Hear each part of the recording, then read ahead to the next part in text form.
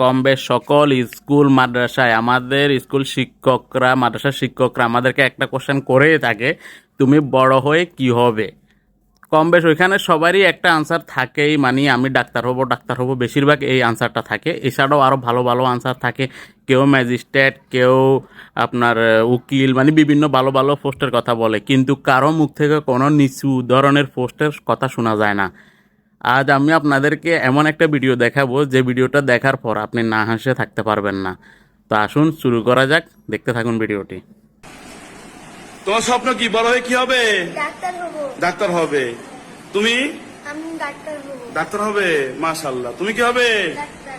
Doctor. তাহলে অনেকে doctor হতে যাচ্ছে, তাই না? কি তুমি কি হবে বাবা? স্যার সবাই তো ডাক্তার হয়েছে, রোগীর প্রয়োজন না স্যার। হ্যাঁ, হ্যাঁ, হ্যাঁ। আমি রোগী হব। তোমার স্বপ্ন কি হবে?